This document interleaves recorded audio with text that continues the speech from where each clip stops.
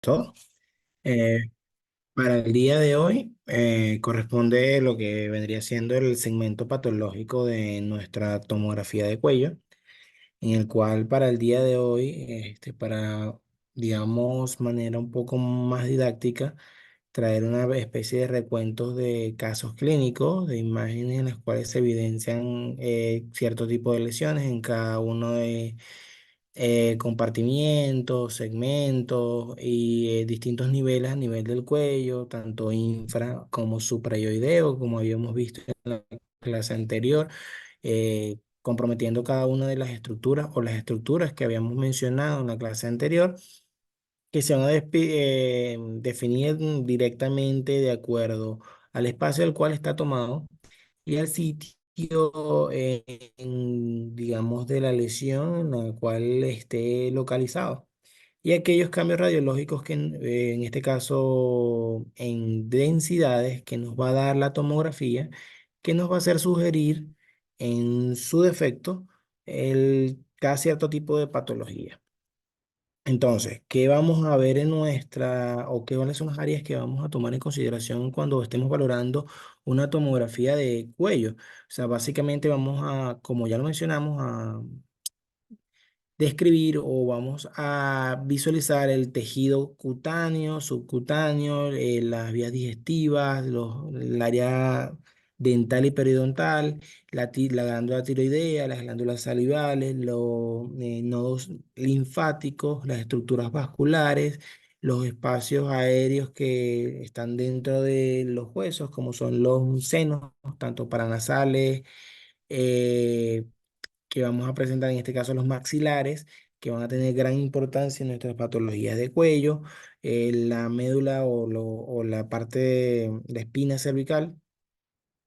y, o la columna cervical. Y en su defecto, la órbita y las imágenes a nivel cerebral, sobre todo las que están previas a la bóveda craneana o al piso de la bóveda craneana, y recordando que esto va a comprender hasta el ápice del nivel pulmonar y lo que corresponde al mediastino superior. Es por ello que, bueno, para el día de hoy, en este caso, tenemos en nuestra tomografía un paciente de 55 años con un diagnóstico de otitis externa maligna en el oído derecho, el cual a nivel de las imágenes evidenciadas a nivel de tomografía de cuello, a nivel de el oído interno y parte del oído medio, podemos evidenciar cómo hay ese aumento de volumen con referencia a la parte contralateral. Voy a utilizar el puntero para que podamos evidenciar, aunque las flechas aquí lo indican, donde vemos cómo hay presencia de áreas hipodensas y también áreas isodensas, pero de mayor tamaño con respecto al área contralateral, haciendo, eh, digamos, en su defecto, ver que el espacio está ocupado, sobre todo el conducto auditivo está tomado por, en este caso puede ser secreciones o contenido que lleva más a la ocupación por parte de ya sean abscesos o contenido supurativo como la presencia de pus a nivel de esta zona, ¿verdad? Que pueden estar en correlación directa con el diagnóstico de la otitis externa que se está presentando a nivel del paciente. Esto hace que también no haya paso de aire a nivel de, o no haya comunicación del oído externo con el oído interno y los cambios de presiones que esto puede suscitar, además de la clínica que va a presentar nuestro paciente, principalmente dada por, bueno, el dolor o la tabalgia que va a presentar. Y en el caso de estar tomado, como se presume en esta tomografía del oído interno, puede haber cambios a nivel del equilibrio y la sintomatología asociada que ya todos conocemos. En el siguiente tomografía, vemos como en la imagen A existe un corte sagital de una persona con una glotis que se encuentra completamente normal, sin ningún cambio a nivel tomográfico, que se evidencia como esa imagen isodensa, rodeada de una imagen hipodensa, de densidad del aire,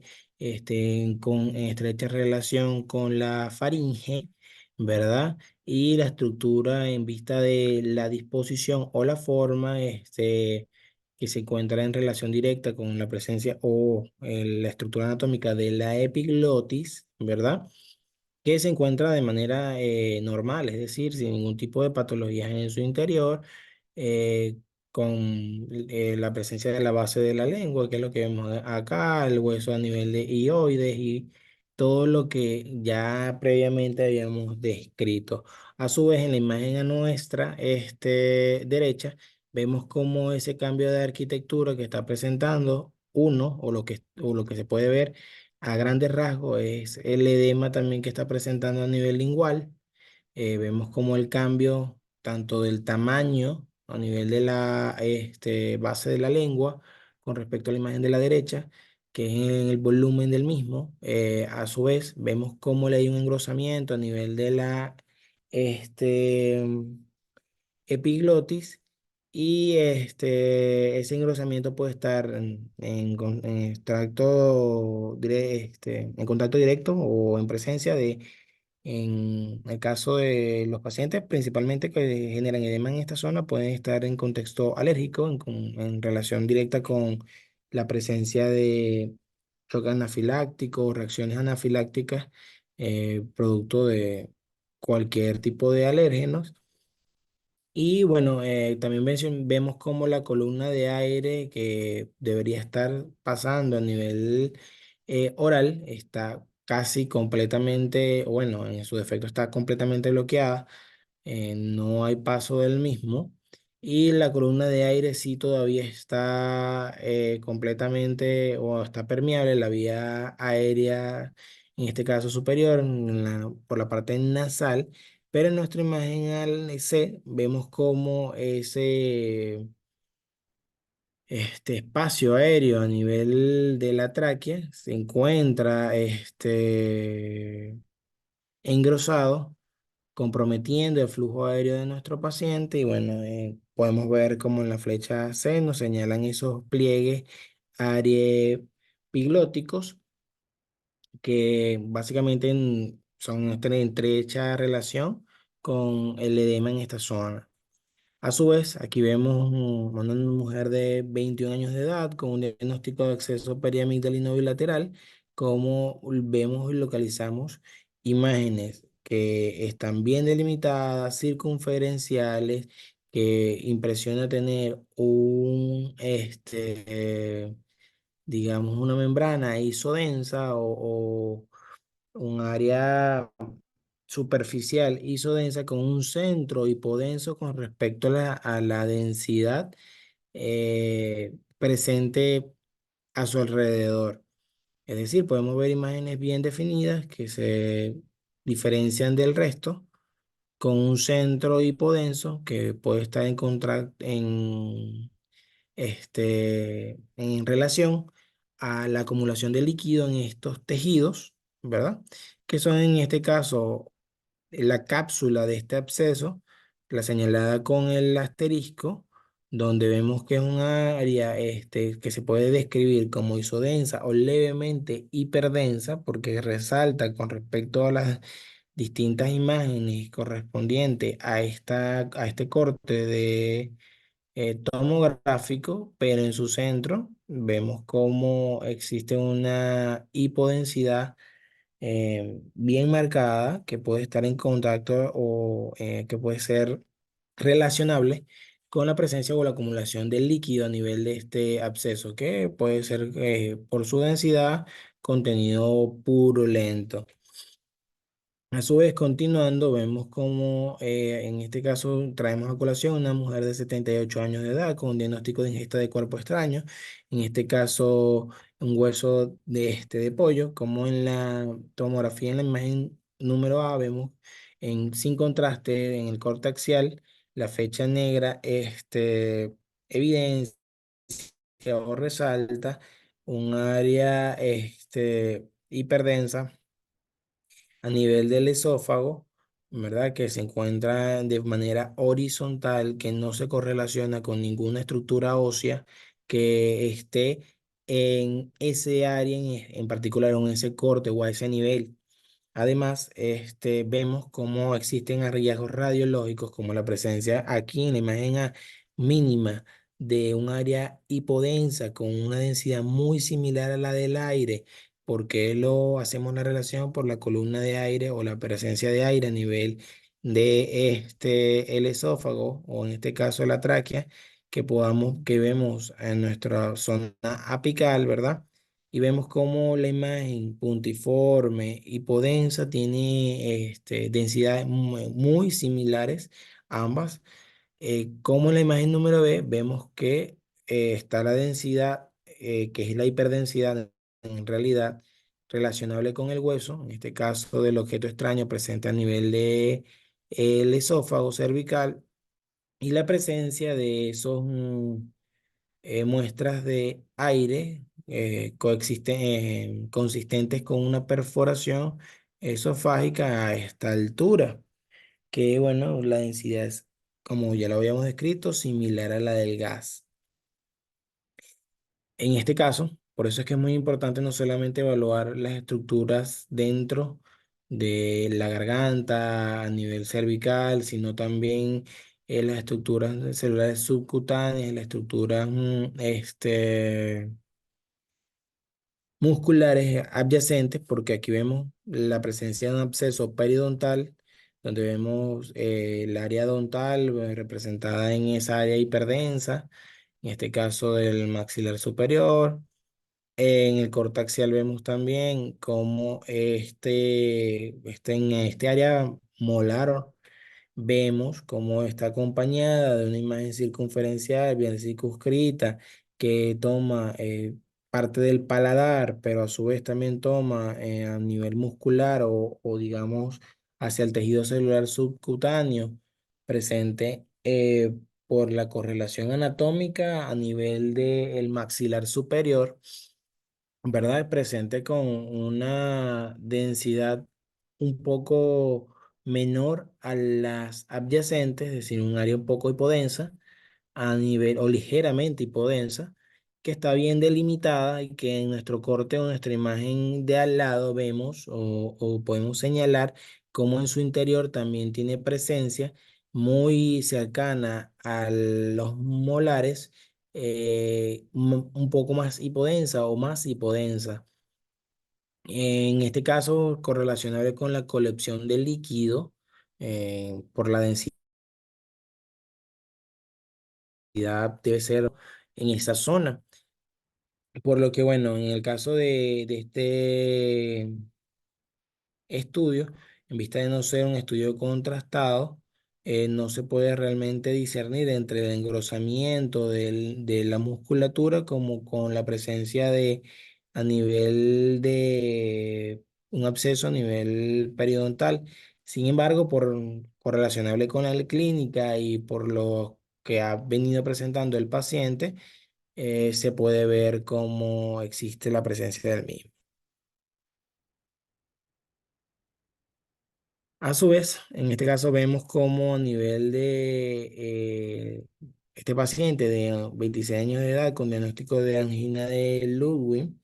vemos cómo hay presencia de hipodensidades presentes a nivel uno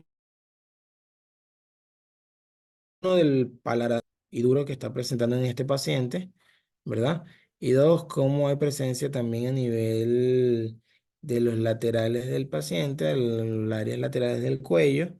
¿verdad? Que puede estar en correlación clínica con la sintomatología que viene presentando, así como vemos también, vemos a nivel del cercano al área periodontal o la base de los dientes, como hay cambios de densidades interiores donde puede estar correlacionable con acumulación de líquido en esta zona o inflamación o tejido inflamatorio en el mismo, que bueno, debe, digamos, correlacionarse con un estudio contrastado para ver la magnitud de la lesión y bueno, los cambios que pueda presentar con el contraste. A su vez, en este caso, con una paciente de 29 años con enfermedad de Graves, con una imagen tomográfica con contraste en el corte axial, donde se evidencia una glándula tiroidea bien aumentada de tamaño, que puede estar de relación directa con la patología de la paciente. Sin embargo, en este caso, el de estudio de extensión que debería solicitarse en la paciente es la presencia de la gammagrafía tiroidea, que nos pueda dar, digamos, mejor orientación sobre la actividad presente a nivel de esta glándula tiroidea. Sin embargo, dentro del estudio tomográfico podemos ver que es una estructura homogénea, ¿verdad? Que se encuentra de manera simétrica, con presencia de una área hiperdensa, ¿verdad? En este caso, que toda es captante de contraste a cierto grado, sin cambios a nivel de densidades, ni en su interior, ni en nivel de su periferia, ambas con imágenes a sus laterales. mm, y donde no se evidencia realmente procesos sugestivos de nivel quísticos o nodulares que se diferencien en la misma. Básicamente un tejido homogéneo. En el caso de la sialadenitis, en dos pacientes que se muestran en las figuras A y B, en este caso correspondientes a mujer de 57 años, con diagnóstico antes mencionado, en este caso submandibulares, tan derecha, que se fue presentada de manera aguda, mientras que en la mujer, en la imagen número 6 de 22 años con parotiditis aguda izquierda. Vemos como también a nivel derecho logramos evidenciar el diagnóstico submandibular derecho, que es este que vemos acá. Recordemos que son imágenes en espejo, es decir, lo que nosotros evidenciamos a nuestra izquierda es lo que correspondería al lado derecho del paciente. Esta es la lesión que correspondería a la cielodenitis, donde vemos que el tejido se encuentra hiperdenso con respecto eh, al circundante, donde podemos estar o sugerir o inferir o en su defecto diagnosticar que puede estar en relación directa con la presencia de tejido inflamatorio o de patologías inflamatorias a nivel de esta zona, que en este espacio se encuentra principalmente, son las glándulas salivales en el paciente y vemos como la presencia a nivel contralateral, la glándula, aunque se puede evidenciar que está levemente aumentada de tamaño, no está acompañada de los cambios a nivel de densidad, la presencia de lo que parece ser acumulación del líquido periglandular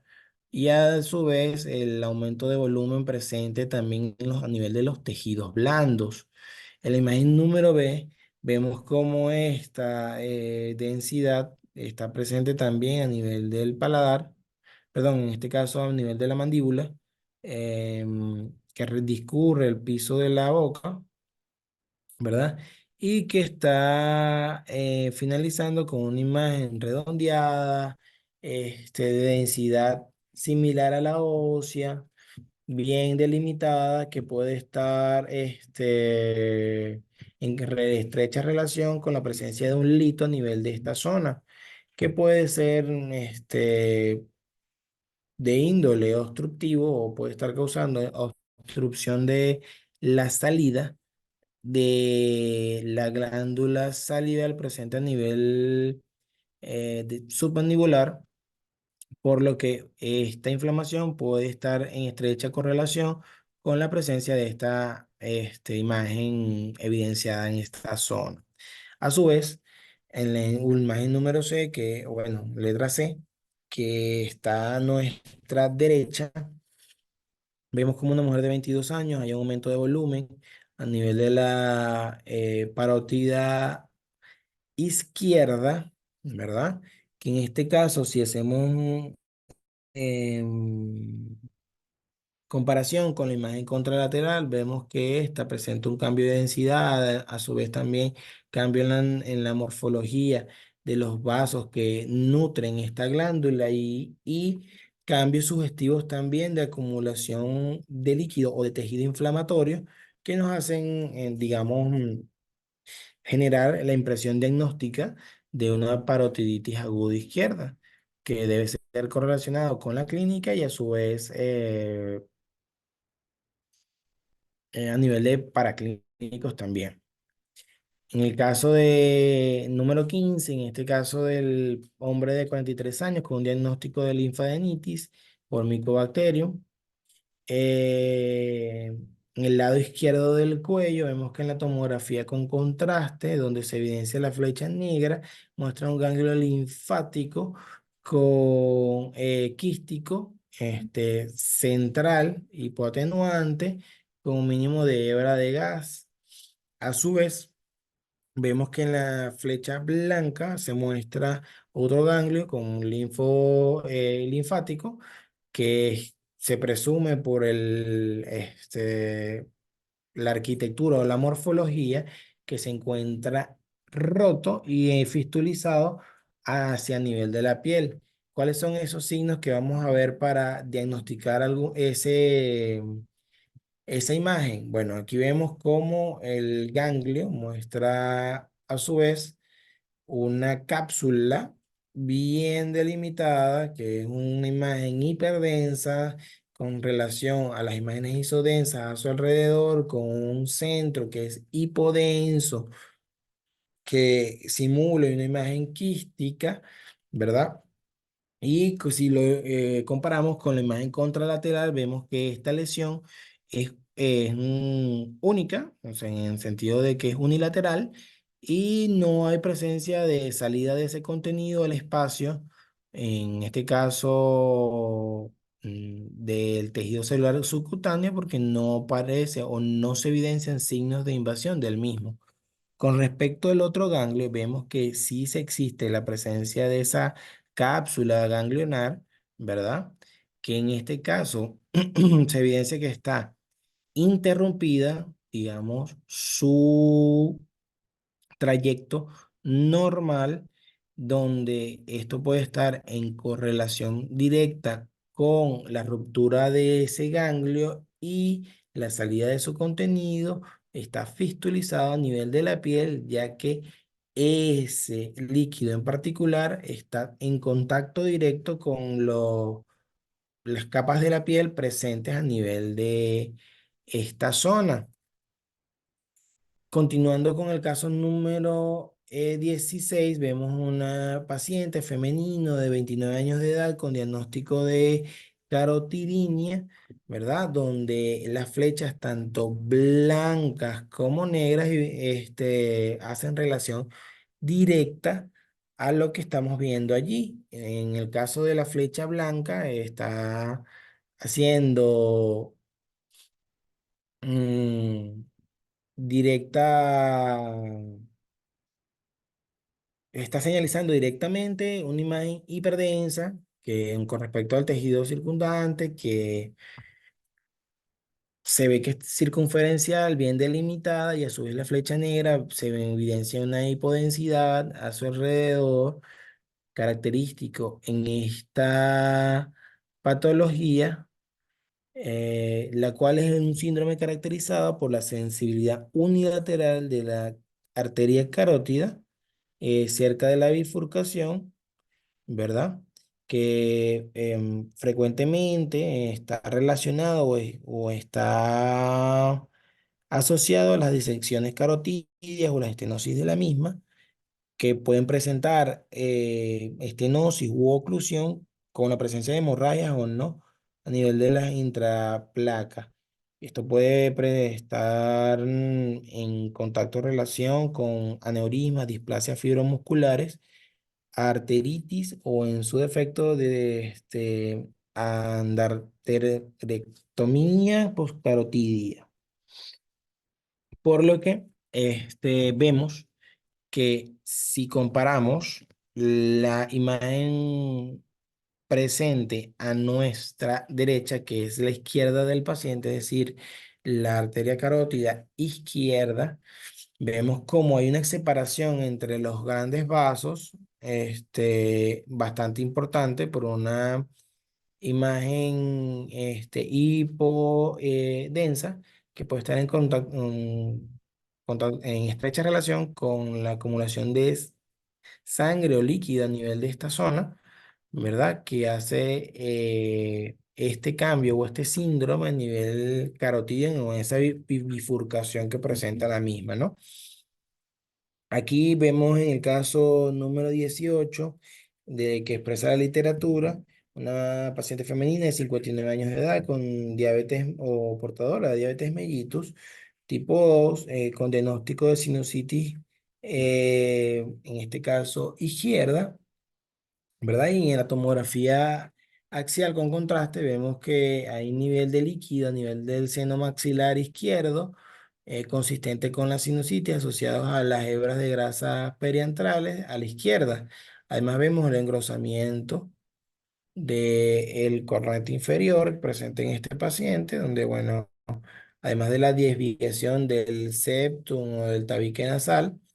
y que, bueno, está en estrecha relación con la disminución de la entrada de aire por el orificio derecho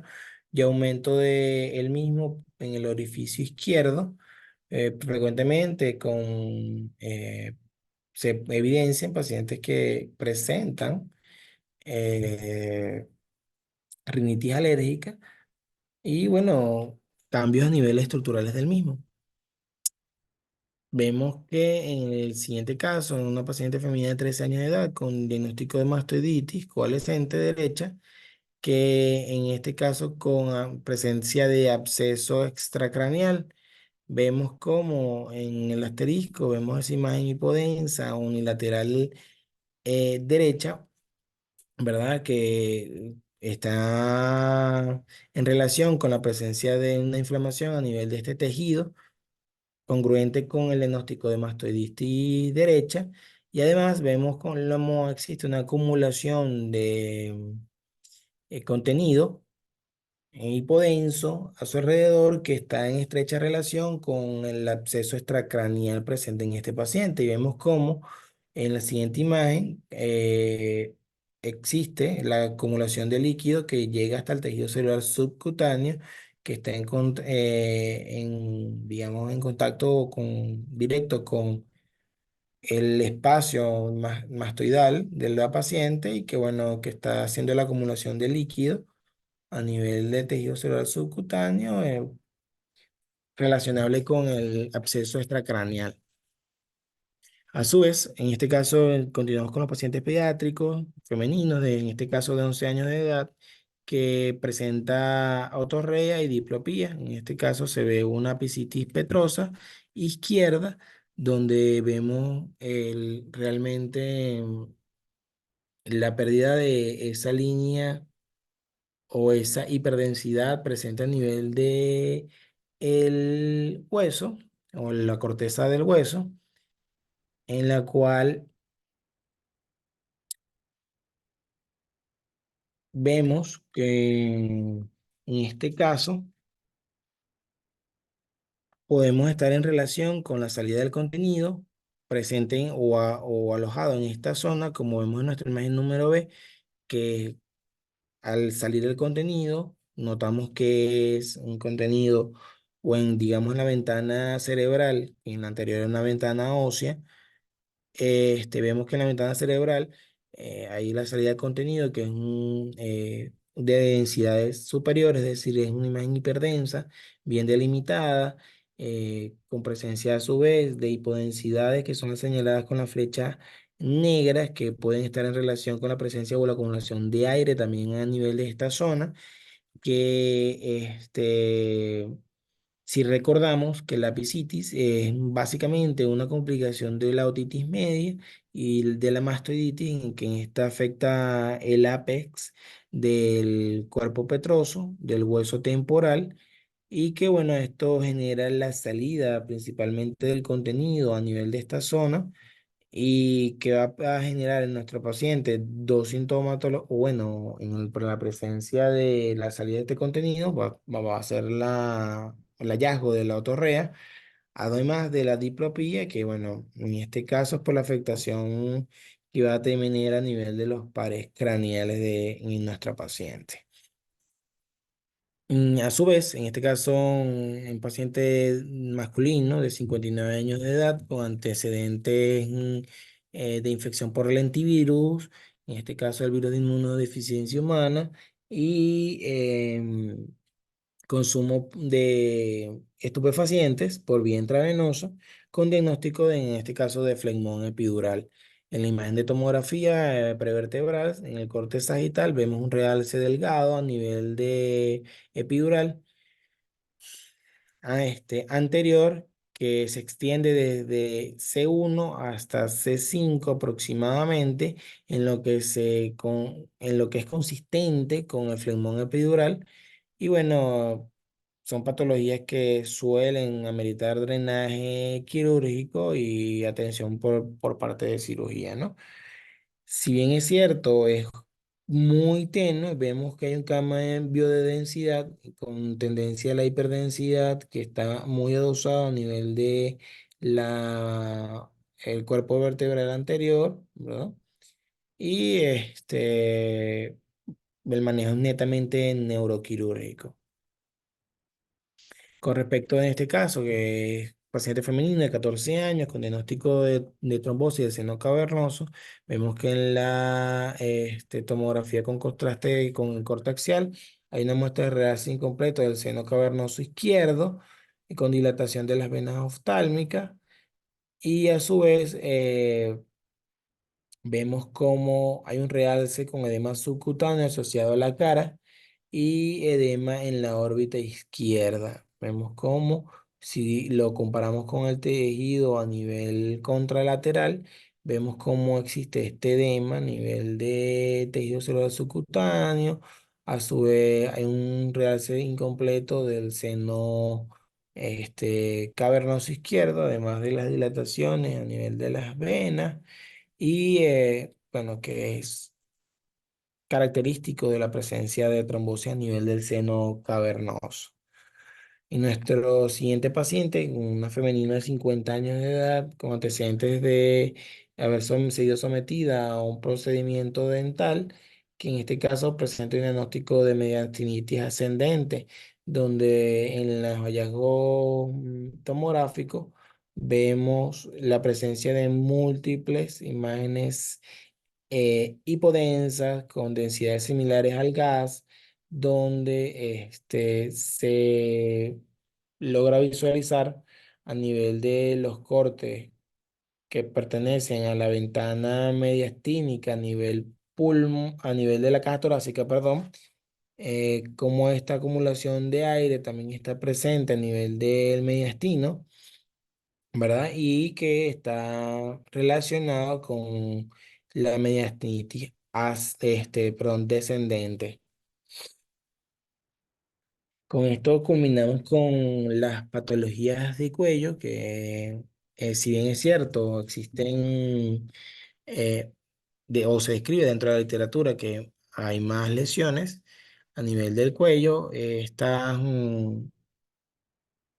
conglomerado de patologías que se traen a colación es para que podamos identificar los cambios de densidades y a qué puede estar sometidos o que de manera sugestiva, que es lo que realiza la impresión diagnóstica y a su vez poder establecer que corresponde a un tejido inflamatorio, a la presencia de líquido o acumulación de líquido, las determinaciones de la cápsula, relacionarlo con los espacios anatómicos, la presencia de ganglios o la presencia de tejidos linfáticos en esa zona, la homogeneidad del tejido, los cambios a nivel de densidad dentro de un mismo eh, tejido o a su vez la unilateralidad de las lesiones, van a orientarnos de manera precoz y fácil a la presencia de, en su defecto, estar en evidencia de lesiones de índole agudo o en su defecto neoproliferativa. Entonces, muchas gracias por su atención. Continuamos para la semana que viene con nuestro módulo de tomografía, en este caso de tórax, perdón, abdominal.